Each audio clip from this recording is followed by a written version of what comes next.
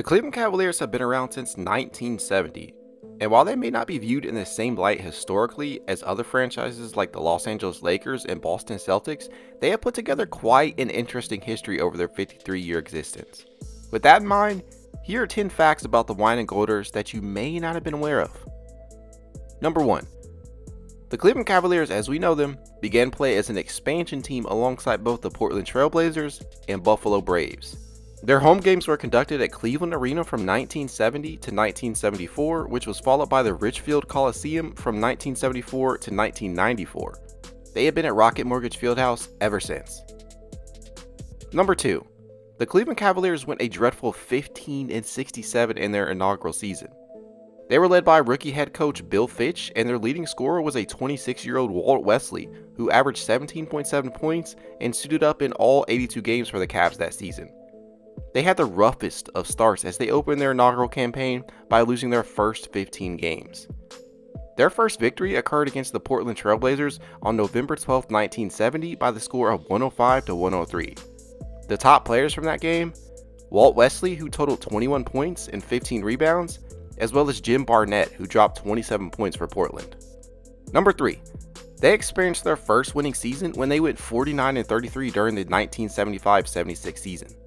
The 1975-76 campaign not only marked the first winning record in franchise history, but it also marked their first playoff berth. It was their 6th season in the NBA and their first time finishing atop the Central Division standings.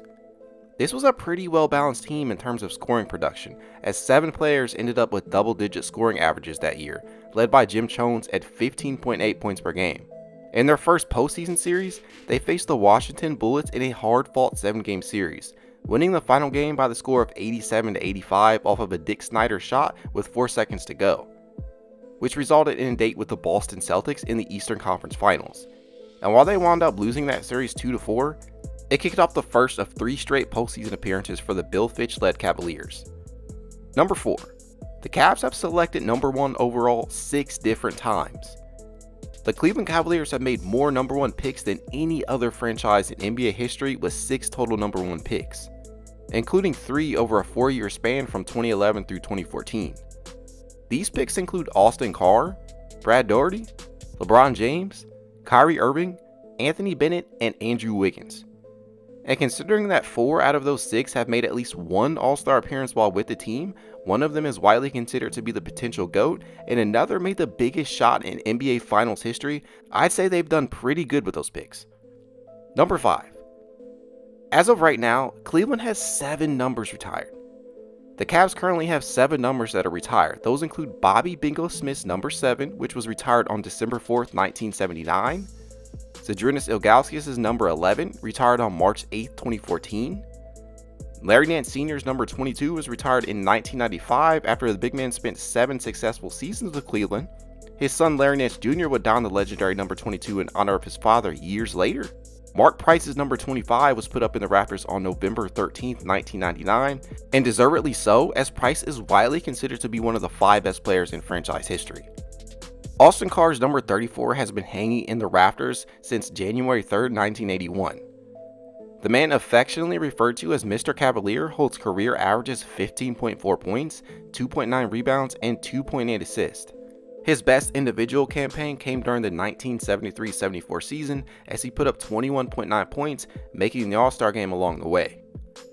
Nate Thurman's number 42 was retired on December 18, 1977. Thurman spent the final 2 seasons of his playing career with the Cavs and would eventually make the Basketball Hall of Fame. And last but certainly not least, number 43, worn by Brad Daugherty, was retired on March 1st, 1997. The big man was forced to retire early due to recurring injuries, but prior to that, Daugherty was on a Hall of Fame trajectory, making 5 All-Star appearances with the Cavs, on his way to career averages of 19 points, 9.5 boards, and 3 assists. He remains one of basketball's biggest what-ifs after leaving the game in the midst of his athletic prime. Number 6. The Cavs own 2 of the NBA's top 5 longest losing streaks. Look, losing is a part of sports, and if you've been around for 53 seasons, losing streaks are sure to happen along the way. Unfortunately for the Cavs, that has come in the form of 2 historic losing streaks. The first occurred from 1982 to 1983, in which the Cavs lost 24 straight contests. The streak began with a late season loss to the Milwaukee Bucks on March 19th, 1982, and continued into the following season until they defeated the Golden State Warriors in overtime on November 10th. The more recent occurred during the first post-LeBron era, in which the franchise was fully engulfed in a rebuild.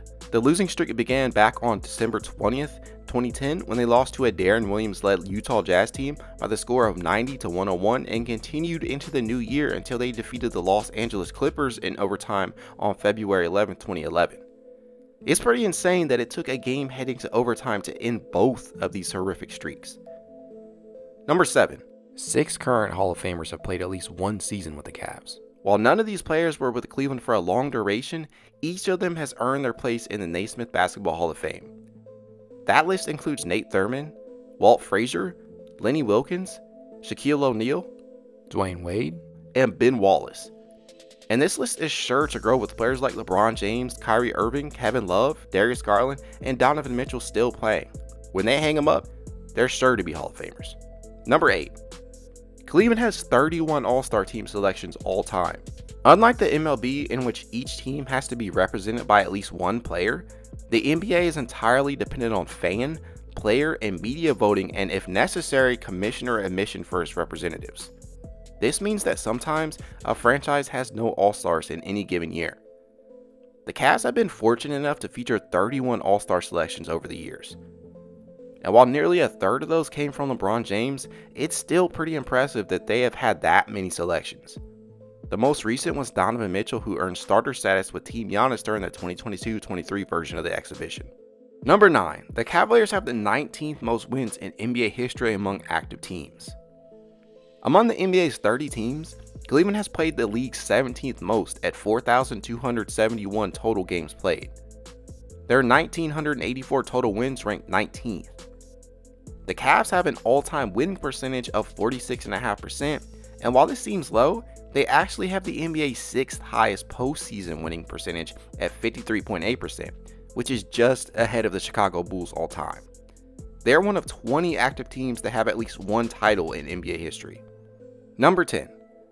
Exactly 443 total players have appeared in at least one game for the Cavaliers.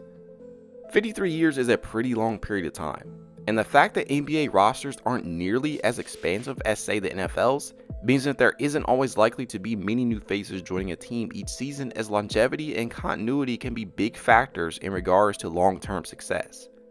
The Cavaliers have had the honor of allowing 443 total players to start or continue their dream of playing professional basketball. From A to Z, or rather Dang Adele to Ante Zizic, the Cleveland-based team's list of players continues and will continue to grow, and that's pretty awesome to me. Hope you learned something new. That's going to do it for this one, folks. And if you are new to the channel and want to see more Cavs coverage, consider subscribing. Thanks for tuning in. Go Cavs!